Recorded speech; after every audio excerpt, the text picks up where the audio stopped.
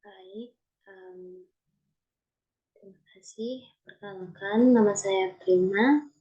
Saya akan mempresentasikan kasus dari 1823 World Publishing dari bab 18.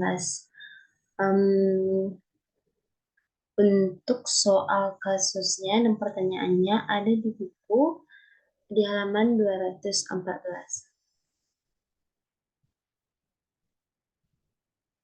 Penyelesaian untuk bagian 1 lembar data sampling, bagian 2 pendekatan sampling atribut. Yang pertama, bagian lembar data sampling. Untuk penerapan sampling audit tidak sesuai untuk prosedur 1-8 dalam kasus short publishing karena sifat dari prosedurnya. Dalam prosedur kasus ini, sampling audit juga tidak sesuai untuk prosedur 10 karena untuk sampling adalah item baris dalam jurnal pengeluaran kas. Lembar data sampling yang berikut merupakan pendekatan atribut sampel.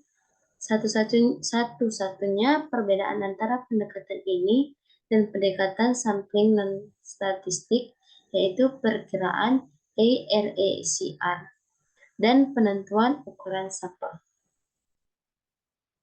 Berikut lembar data sampling menggunakan atribut sampling. Ada deskripsi atribut dan audit yang direncanakan yaitu EPR, yaitu estimasi tingkat pengeluaran populasi, TER, tingkat pengecualian, ARO, risiko yang dapat diterima atas ketergantungan yang terlalu tinggi. Untuk prosedur 9A, deskripsi atributnya, entry dalam jurnal, CD setuju dengan rincian tentang batal cek.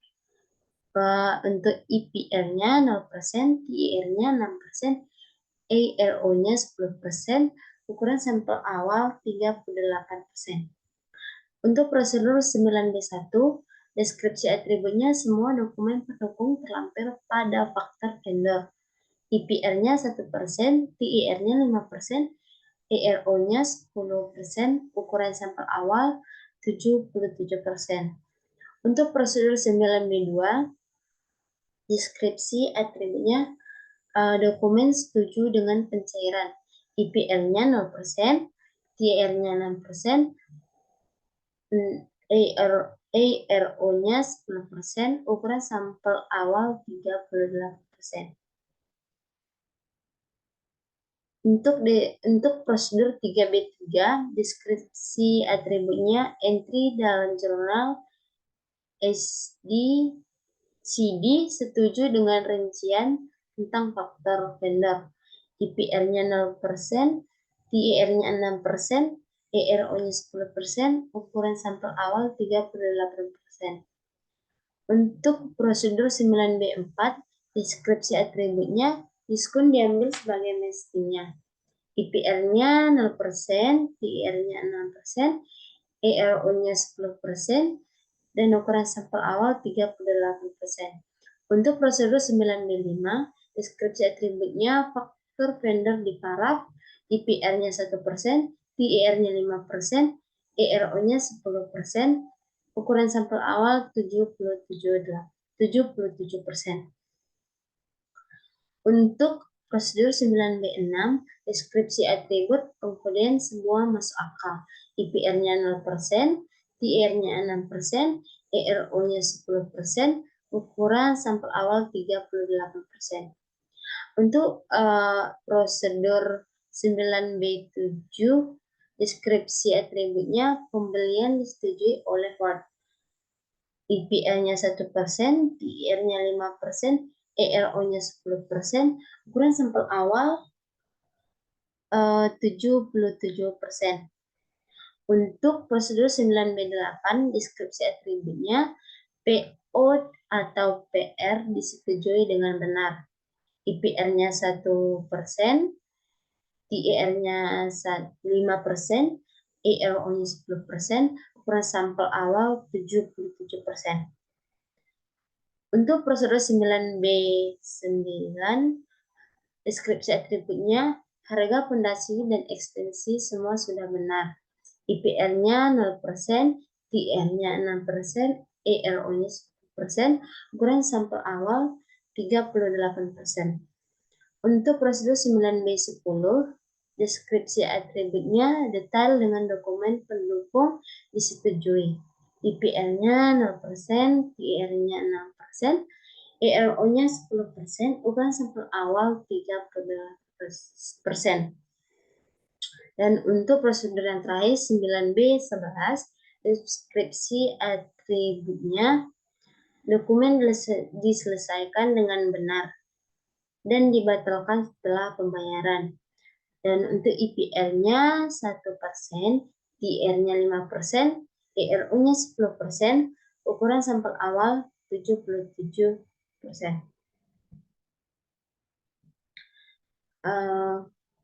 Untuk penyelesaian bagian 2, pendekatan sampling atribut. Pendekatan sampling atribut bagian hasil dari lembar data sampling sebagai berikut. Untuk nomor atributnya 9A, ukuran sampelnya 50, jumlah pengecualian 0, tingkat pengecualian 0, CUIR-nya 4,6%.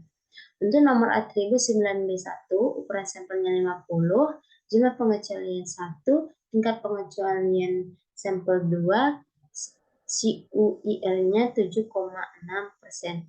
Untuk nomor atribut 9B2, ukuran sampelnya 50, jumlah pengecualian 0, tingkat pengecualian sampel 0, untuk CUIR-nya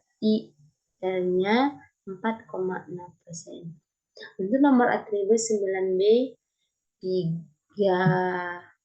untuk atribut nomor 9B3, ukuran sampel 50, jumlah pengecualian 0, tingkat pengecualian 0, untuk CUIR-nya 4,6%. Untuk nomor atribut 9B4, ukuran sampel 50, jumlah pengecualian 0, tingkat pengecualian sampel 0%, CUIR-nya 4,6%.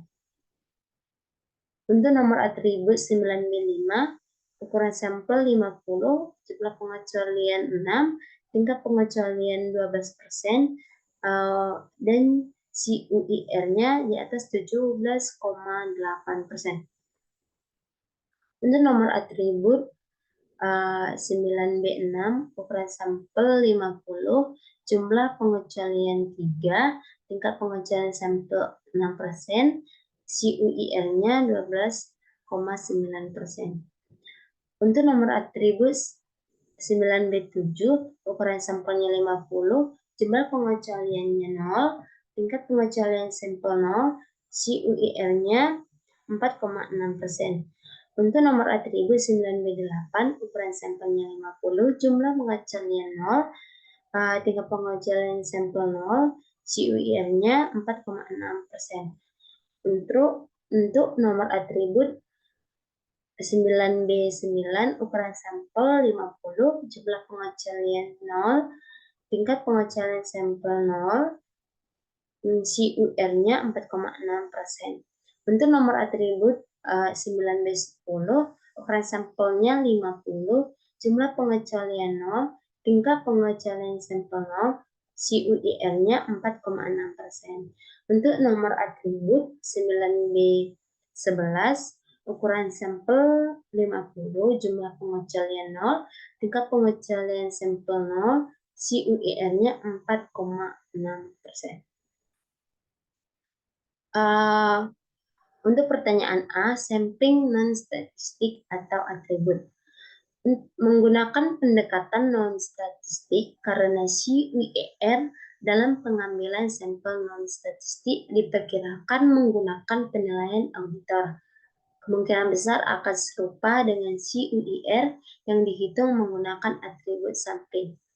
Karena CUIR adalah atribut untuk 9A, 9B 2-4, dan 9B 7-11, tidak mungkin siswa akan memperkirakan CUIR lebih besar dari TIR 5% untuk tes kontrol atau 6% untuk pengujian substantif dan dari transaksi. Untuk 9B5, siswa harus menyimpulkan bahwa hasilnya tidak dapat diterima karena CIR dari 12% jelas melebihi TR dari 5%. Untuk 9B6, meskipun CR sama dengan TIR 6%, hasilnya tidak dapat diterima karena kesalahan sampling harus dipertimbangkan dalam menentukan CUIR. Untuk 9B1, estimasi siswa CUIR akan lebih bervariasi karena CIR hanya 2%. Beberapa siswa akan menemukan hasil yang dapat diterima dan beberapa lainnya juga. Ini tergantung pada perkiraan mereka tentang kesalahan pengambilan sampel. Untuk B, pengaruh pengecualian terhadap pengujian rincian saldo hutang usaha. Pengecualian 1 tidak terkecuali dan tidak berpengaruh pada pengujian detail hutang piutang. Pengecualian 2 adalah penyimpangan kontrol. Meskipun itu bukan salah saji moneter, kontrol memerlukan keadaan semua dokumen pendukung sebelum pembelian dan pencairan terkait proses. Jika pencairan yang tidak sah dicatat, hutang dapat dikurangi secara tidak semestinya. Untuk C, program audit untuk pengujian atas rincian saldo utang usaha. Yang pertama, selasaji dalam terjadinya transaksi tersebut dapat benar-benar menghasilkan pernyataan hutang. Pengujian untuk kejadian termasuk penelusuran item pada daftar hutang dagang ke dokumen pendukung dan konfirmasi hutang dan rekonsiliasi hutang ke laporan vendor. Yang kedua, pengecualian 3 adalah penyimpangan kontrol di mana 1/2 dari event tersebut juga mengandung salah saji moneter. Kesalahan klasifikasi adalah salah saji yang serius. Namun, ini terkait dengan entry debit, bukan kredit untuk hutang piutang. Pengujian yang mendukung biaya untuk aset dan rekening pengeluaran perlu ditingkatkan, tetapi tes hutang dagang mungkin tidak akan terpengaruh.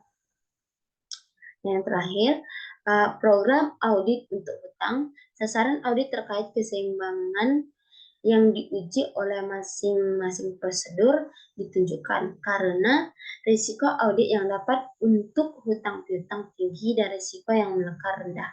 Dan karena prosedur peninjauan analitis sangat baik, pengujian terperinci harus dilakukan seminimal mungkin. Pengecualian ini adalah prosedur 3, belum dikurangi karena pengecualian dalam prosedur 9B1. Sekian presentasi saya. Saya ucapkan terima kasih. Jika ada kesalahan atau kata-kata saya yang kurang sopan, mohon maaf. Saya ucapkan sekali lagi terima kasih.